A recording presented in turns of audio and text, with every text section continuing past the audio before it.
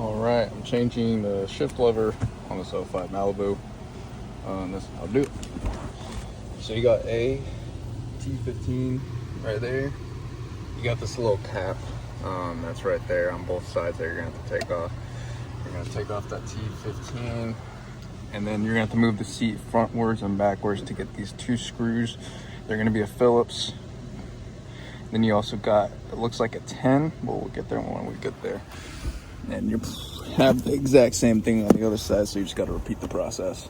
This whole entire console is going to have to come out, and you're going to have to shift this to kind of be able to get it out, because it all comes out in one. So we're on the other side. I'm just showing you. As you can see, if we move the seat backwards, we can get to that perfectly with no issues. And then if we move it forward, we should be able to get to that other one that you could barely see right there. So we got our new shifter right here. The reason that we're replacing this particular shifter is because it has an up-down switch circuit failure, and the fuse tested positive, all of that good stuff, and it doesn't switch up and down on the side switches right here. So that's why we're doing that, but carry on.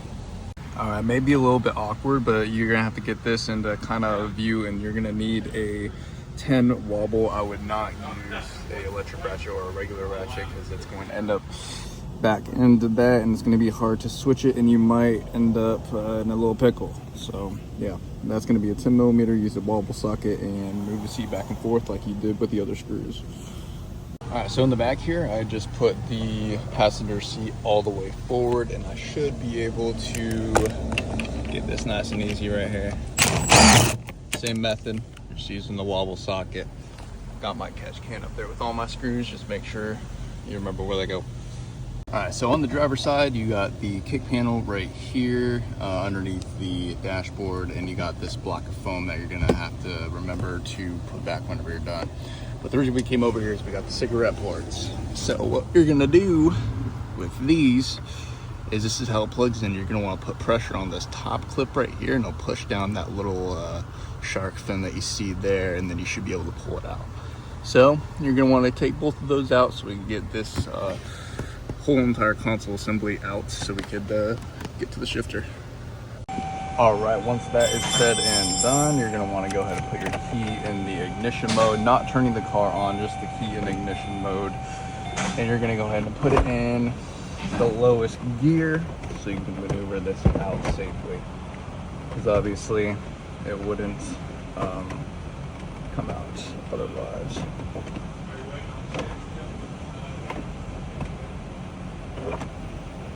So I ended up putting it in drive, and that was just fine for me. I'm gonna go and put this in the back seat. Make sure I don't damage it or anything like that. But here we go. We got all of this good stuff.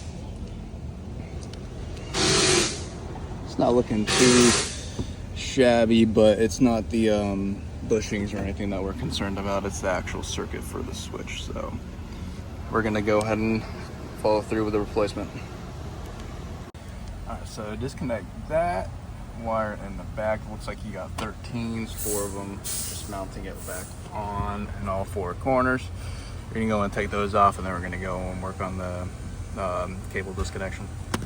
All right, we got the nuts off, and then we got the main shift cable right here that we're gonna work on. So what we're going to do is, you see those top 2 things right here, you're gonna push this side in, and you're just gonna pull up. It's gonna release these clips, and it's gonna give it the free leverage. All right, so we have the shift cable right there that you're just gonna simply pop off with like a panel popper or something like that. And then for this, it's gonna be relatively like the same thing. Pushing these 2 tabs, and then you're gonna just pull up. I don't think I can do it one-handed, but I'm going to get to this. Make sure you're careful with this, because it is measured, as you can see, the screw and all of that good stuff. So I'll get to that in a second. You're really just gonna like push it this way, and it's gonna pop off, but I'll show you here in a minute. All right, so right over here, once you get this popped off right here, you got this part. So I went ahead and got a handy dandy, you can really use whatever you have at your disposal, but just pretty much hold this, because whenever you push it, you're gonna push it this way, it's gonna push this back. So you're gonna wanna hold that in place. So I just kind of like went like that or something like that, and then held it. And then, if I can get this out of here, you got this right here. So you're just gonna push up and it's gonna pop out the bottom. But try to make sure you don't mess up this measurement. All right, so it looks like you have, once you hold this down, you're just gonna pull it down like that. You have a 2.5 Allen key that you're gonna take out. All right, so I found the issue, so probably have to splice that or something. But anyways, to get this off, you have this wire coming down. It kind of wraps through, so you're gonna want to make its way back through, and then you can pull up on this and get it off. All right, so you had these kind of tracing across. You kind of just end up pulling them out, and then this plugs into this side right over here. So I'm just gonna work on this, and I'll be back. All right, now we got it spliced and somewhat put back together. So now we're gonna completely put it back together. We got the cap on first. You always want these in the front, the little cable holes. And you're just pretty much gonna reinstall exactly how you took it off. All right, for this bottom cover, you just wanna make sure it's on there right, because it does go on a certain way. So, all right, everything's put back to normal. See how it's flush right there. So I put the cover back on correctly, and then you just slide it up a click into place. Got the wires that you got to direct through here and the brackets and stuff like that. Got some of the electrical tape and covered up the heat shrink, and we're gonna reinstall it. All right, so everything's going back together. I got the main transmission cable reinstalled, both right there and on the actual lever. And then we got this cable right here.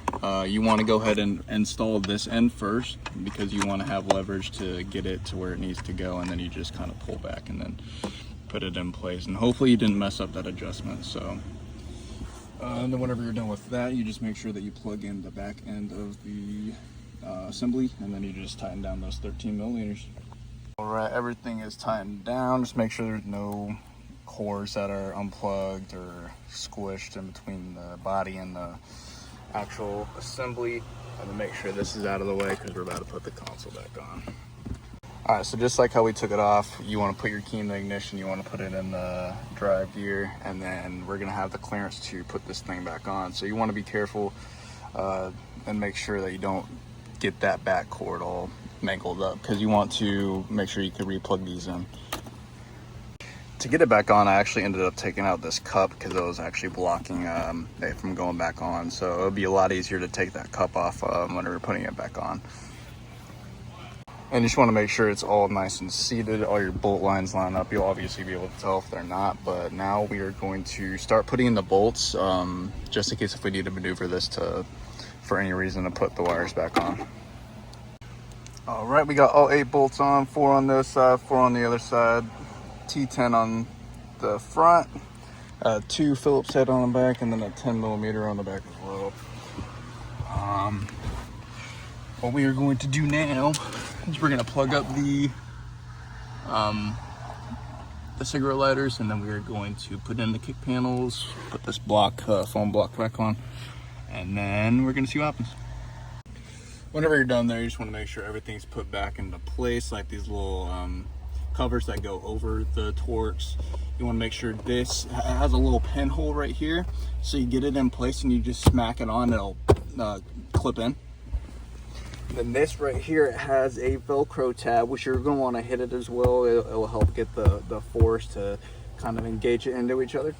Then you also want to make sure that covers there, and then of course everything's in place. You want to make sure you replace this cup if you took it off, all of that good stuff. And the next step would just be to start the car, clear the codes, and see what happens. All right, this is my personal scanner that I just kind of carry around, so I'm gonna see how this does. But we're gonna clear the codes, and we're going to probably take it for a test drive or whatever. But the code was, if I'm not mistaken, permanent last time, and there wasn't much that we could have done about it. But get the codes and then clear. All right, so I literally just pulled out, but first telltale sign that it's working is you go down to L, and you could actually maneuver the gears now. So pretty good, it's working so far. We're going to take it on a test drive to get all the other monitors ready. and all that good stuff, because I'm pretty sure they are wanting an inspection, and that is my job. So all right, so I checked the codes again and made sure that it was clear and all of that good stuff, and it's looking all good. All the monitors that I could get ready have been readied up, and the customer's just gonna have to do the rest of the wear and tear, because it says around 300 to 400 miles, and I'm definitely not gonna put that mileage on this vehicle. I'd rather go cross state if I was to do that, you know. But with that being said, that's how you do the shifter.